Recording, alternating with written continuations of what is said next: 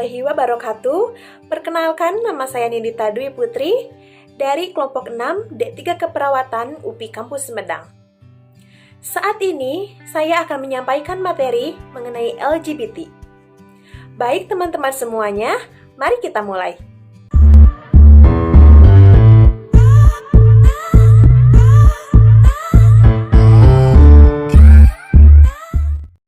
Lesbian, gay, biseksual, dan transgender atau LGBT merupakan fenomena yang merebak di era modern sebagai bentuk penyimpangan seks yang sangat dipengaruhi oleh pola asuh yang salah, kurangnya peran seorang ayah, pendidikan agama Islam yang kurang memadai, dan pornografi yang sangat mudah terakses oleh semua kalangan.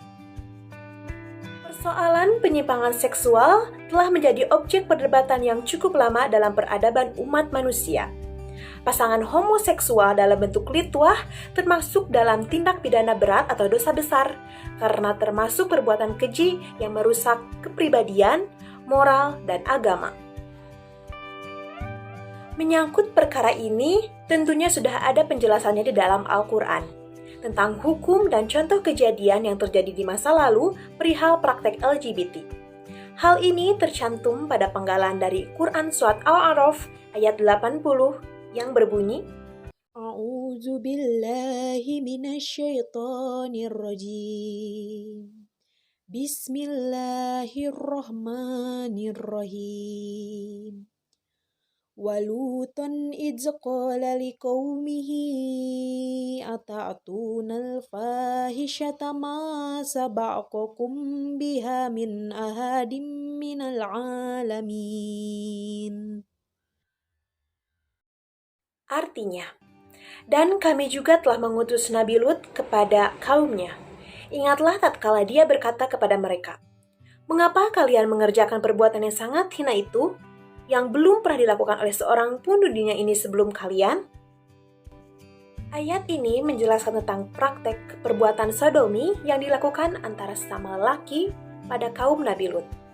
Tafsir dari ayat di atas menjelaskan bahwa kegiatan yang bersangkutan dengan gay dan sejenisnya merupakan perbuatan yang sangat hina atau fahisyah dan tidak sesuai syariat serta menyelisihi fitrah.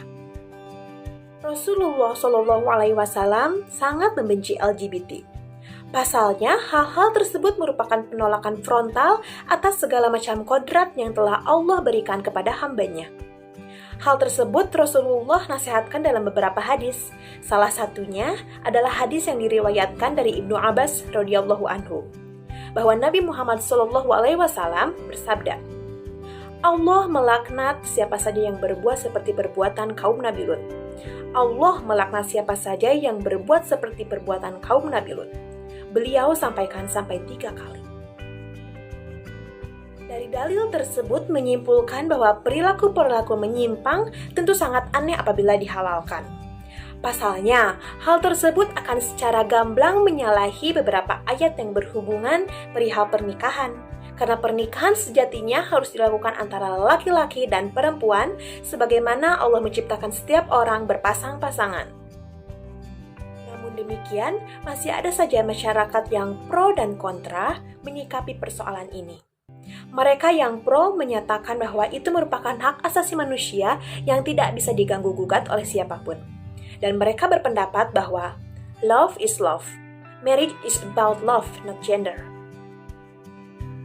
Ya, memang benar. Setiap manusia memiliki kebebasannya masing-masing seperti terdapat dalam Undang-Undang tahun 1945 Amandemen 2 pada pasal 28E ayat 2 yang menyatakan bahwa setiap orang berhak atas kebebasannya meyakini kepercayaan, menyatakan pikiran dan sikap sesuai dengan hati nuraninya. Tetapi, jika ditelaah lebih dekat, HAM tidak bisa dijadikan kedok untuk mengganggu hak orang lain atau kepentingan publik. Tidak ada argumen yang relevan untuk menghapus larangan pernikahan sesama jenis dengan dasar penghapusan diskriminasi. Gay dan lesbian bukanlah kodrat manusia, melainkan penyakit, sehingga tidak relevan mempertahankan kemauan mereka, yakni melegalisasikan pernikahan sesama jenis atas dasar persamaan. Di Indonesia, LGBT sudah jelas dilarang dan telah difatwakan haram oleh MUI dan ormas Islam lainnya bahwa LGBT itu haram dan bertentangan dengan sila pertama dan sila kedua dalam Pancasila, serta bertentangan juga dalam Undang-Undang Dasar tahun 1945 pada pasal 28 dan 29 ayat 1. Dalam fatwa MUI tersebut, aktivitas LGBT diharamkan karena merupakan suatu bentuk kejahatan, serta dapat menimbulkan penyakit yang berbahaya bagi kesehatan, juga sebagai sumber penyakit menular seperti HIV/AIDS. Seperti kita ketahui, LGBT 60 kali lipat lebih mudah tertular HIV/AIDS karena penularannya yang lebih mudah, yaitu melalui dubur. Sebuah penelitian yang dimuat dalam International Journal of Epidemiology mengungkapkan bahwa tingkat risiko penularan HIV lewat seks anal lebih besar 18% dari penetrasi vagina. Pasalnya, jaringan dan lubrikan alamiah pada anus dan vagina sangat berbeda. Vagina memiliki lapisan yang bisa menahan infeksi virus, sementara anus hanya memiliki satu lapisan tipis saja. Selain itu, anus juga tidak memproduksi lubrikan alami seperti vagina, sehingga kemungkinan terjadinya luka atau lecet ketika penetrasi anal dilakukan pun lebih tinggi. Luka inilah yang bisa menyebarkan infeksi virus. Seiring dengan berjalannya waktu, virus HIV akan menghancurkan sel-sel yang berperan membentuk kekebalan tubuh, hingga akhirnya tubuh tidak mampu melawan kuman penyebab infeksi yang menyerang. Infeksi oportunistik dan kanker mengambil kesempatan ini untuk semakin berkembang dan bertambah parah. Jadi dapat kita lihat bersama-sama ya teman-teman, Allah Subhanahu wa Ta'ala melarang sesuatu yang diharamkan bukanlah semata-mata hanya larangan biasa, tapi itu benar-benar larangan yang dapat menghindarkan kita dari segala penyakit yang mengerikan yang jika dilakukan akan berakibat fatal bagi kesehatan kita. Allah telah menciptakan manusia terdiri dari laki-laki dan perempuan dan menjadikan perempuan sebagai tempat laki-laki menyalurkan nafsu biologisnya, begitupun sebaliknya. Teman-teman semua, pada akhirnya kita sendirilah yang harus selektif dalam memilih pergaulan. Jauhilah semua perilaku yang dapat menjerumuskan kita terhadap sesuatu yang menyimpang.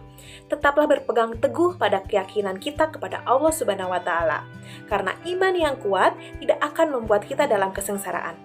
Semoga Allah Subhanahu wa Ta'ala memudahkan setiap urusan, melampahkan hati, dan meringankan langkah kita dalam kebaikan. Sekian dari saya, mohon maaf apabila ada kesalahan. Wabillahi taufiq wal hidayah. Wassalamualaikum warahmatullahi wabarakatuh.